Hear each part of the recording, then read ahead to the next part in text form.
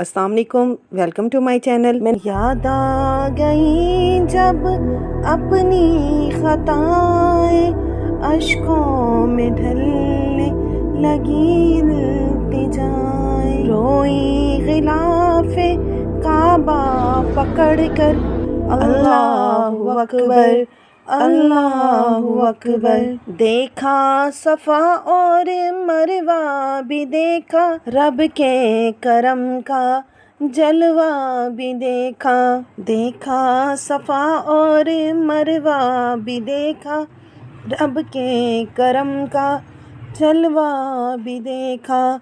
देखा रवाइक सरों का समंदर, देखा रवाइक सरों का समंदर, अल्लाहु अकबर अल्लाहु अकबर। मैंने अपनी प्रीवियस वीडियो में आपके साथ उम्रे के हवाले से कुछ डिटेल्स शेयर की थी। अगर आपने वो वीडियो नहीं देखी तो प्लीज़ उसे भी ज़रूर वॉच करें और फिर अपनी नेक्स्ट वीडियो का स्टार्ट करें। तवाफ़ मुकम्मल होने के बाद अगला रुकन जो हम करते हैं उम्रे का, वो है 2 रकत नफल पढ़ना। ज़वाल के वक़्त के अलावा और फ़र्ज़ नमाज़ों के अलावा आप ये 2 रकत नफल अदा करें। और फिर जैसे कि मैंने आपको अपनी प्रीवियस वीडियो में बताया था कि हतीम के अंदर 2 रकत नफल पढ़ने का सवाब बहुत ज़्यादा है, जबकि इसके अलावा उन्होंने एक स्पेसिफ़िक जगह बना दी है कि आप यहाँ पे 2 रकत नफल अदा कर सकते हैं अपना उम्रा का तवाफ़ करने के बाद। लेकिन हतीम के बारे में कहा जाता है कि जब कुरैश ने खाने काबा की तामीर की थी तो पैसों की शॉर्टेज की वजह से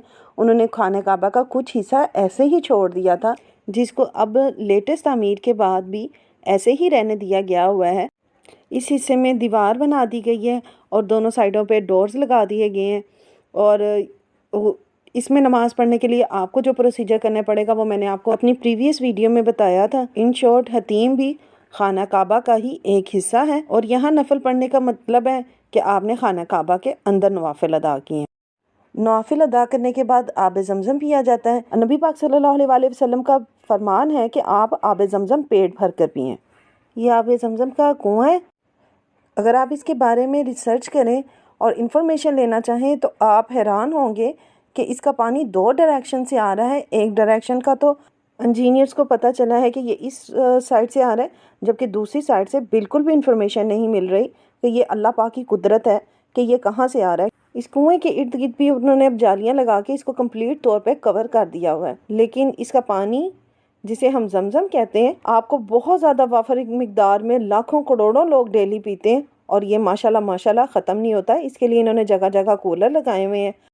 खाना काबा के सहन में सफ़ा मरवा की जगह पे पहली मंजिल पे, दूसरी मंजिल पे, नीज़ हर जगह आपको अब ऐसे ही कूलर नज़र आएंगे जहाँ से आप आब ज़मज़म पी सकते हैं। खाना काबा के सहन से चलते हुए वहाँ पे डिफरेंट डायरेक्शन में डिफरेंट बोर्ड्स लगाए होते हैं कि आपने तवाफ़ के लिए जाना है तो आप इस डायरेक्शन में जाएं, सही के लिए जाना है तो आप इस डायरेक्शन में जा सकते हैं। सिर्फ उम्रे के लिए ही लोगों को नीचे ग्राउंड फ्लोर पे आने की इजाज़त दी जाती है। अदरवाइज़ जो अगर आपने सिंपल तवाफ़ करना है, नमाज़ पढ़नी है, तो आपको अपर फ्लोर पे जाना ही रिकमेंड किया जाता है। ग्राउंड फ्लोर पे जब हमें ये बोर्ड नज़र आएगा तो समझे कि फिर हमारा यहाँ से सही का आगाज़ हुआ है। यहाँ से हम पहाड़ी से अपना पहला चक्कर स्टार्ट करेंगे, जो मरवा पे जाके एक चक्कर हमारा कंप्लीट होगा। यहाँ से हम खाना काबा की तरफ मुंह करके चौथा कलमा का विर्द करते हुए अपने सफ़ा मरवा का आगाज़ करते हैं। जब आप चलकर अगेन इस डायरेक्शन तक पहुँचते हैं तो आपको अपनी राइट साइड पे खाना काबा नज़र आ जाता है और सामने की तरफ आपको सफ़ा की पहाड़ी नज़र आएगी। सफ़ा मरवा के पहाड़ों को काट कर सिर्फ निशानी के तौर पर छोटे छोटे पहाड़ रहने दिए गए हैं कि ये सफ़ा है और ये मरवा है। लेकिन इसके ऊपर उन्होंने माशाल्लाह माशाल्लाह माशाल्लाह बहुत ही खूबसूरत ताज़ीन व आराइश की है। मुख्तलिफ आयात लिखी गई हैं। सफ़ा से हम अपनी सही का आगाज़ करते हैं और मरवा पे हमारा एक चक्कर कंप्लीट होता है। इसी तरह मरवा से सफ़ा दूसरा चक्कर, मीन्स हम सफ़ा से स्टार्ट करके मरवा पे अपनी सही का अख्तिताम करते हैं। इस दौरान चौथे कलमा पढ़ने की बड़ी फजीलत है, लेकिन इसके अलावा भी आपको जो सूरतें, जो आयात, जो दुआएं आती हैं वो आप पढ़ सकते हैं।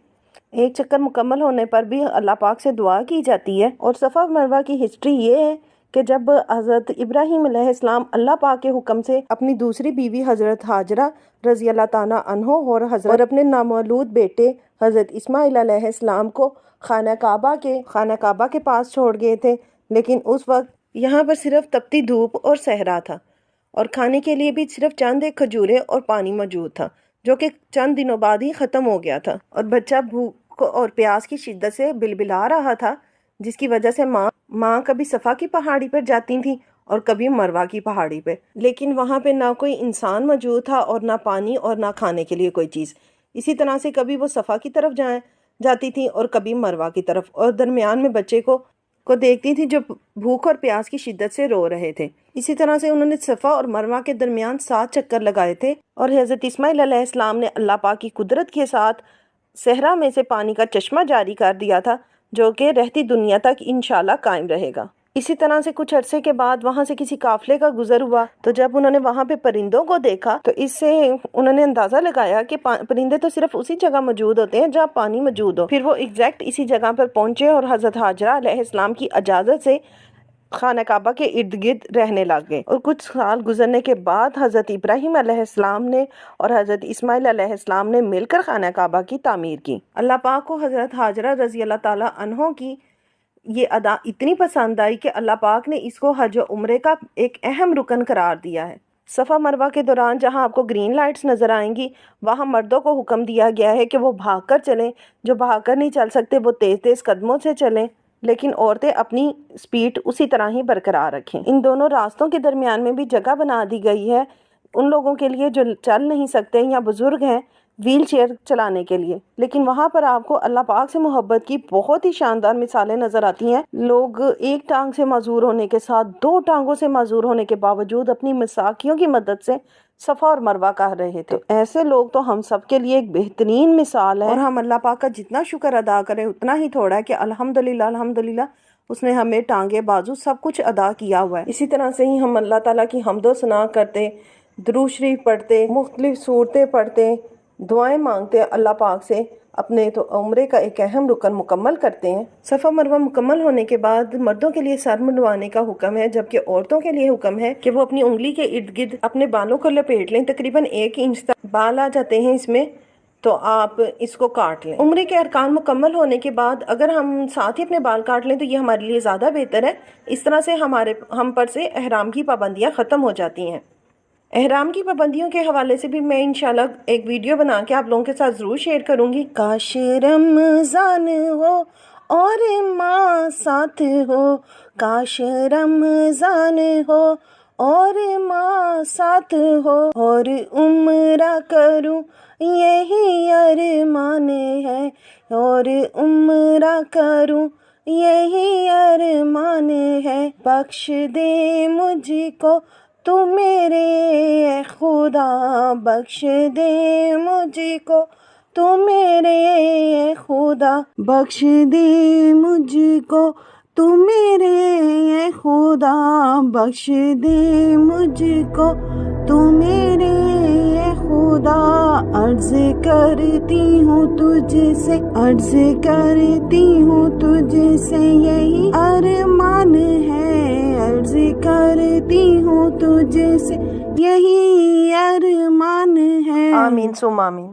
جہاں اللہ تعالیٰ نے ماں کے قدموں کے تلے جنت رکھی ہے، وہیں پہ رسول صلی اللہ علیہ وآلہ وسلم کا فرمان ہے کہ جس نے رمضان شریف میں عمرہ کیا اس کو میرے ساتھ حج کرنے کے برابر ہی ثواب ملے گا۔ اللہ پاک سے دعا کرتے ہوئے کہ وہ ہم سب کی جائز اور دلی خواہشات کو پورا فرمائے، آمین ثم آمین۔ اور اگر اس کو بیان کرتے ہوئے مجھ سے کوئی بھی غلطی کوتاہی ہو گئی ہے تو اللہ پاک اسے معاف فرمائے، اور اس عمرے کے دوران بھی مجھ سے اگر کوئی غلطی کوتاہی ہو گئی ہے تو ہم اس کے گناہ گار اور خطا کار بندے ہیں، وہ ہماری غلطیوں اور خطاؤں کو معاف فرما کر اس عمرے کو ہمارے لیے عافیت کا ذریعہ بنائے، آمین ثم آمین۔ اور ہمیں بار بار با ادب اپنے گھر کی، اپنے نبی پاک صلی اللہ علیہ وآلہ وسلم کے روزے کی زیارت نصیب کرے، آمین ثم آمین۔ امید کرتی ہوں کہ انشاءاللہ آپ کو میری یہ ویڈیو ضرور پسند آئی ہوگی، اور اگر آپ کو یہ میری ویڈیو پسند آئی ہے تو پلیز اسے لائک اور شیئر کریں، اور میرے چینل کو زیادہ سے زیادہ سبسکرائب کریں، اور میں انشاءاللہ آپ سے کسی اور ویڈیو میں ملوں گی۔ تب تک کے لیے اللہ حافظ۔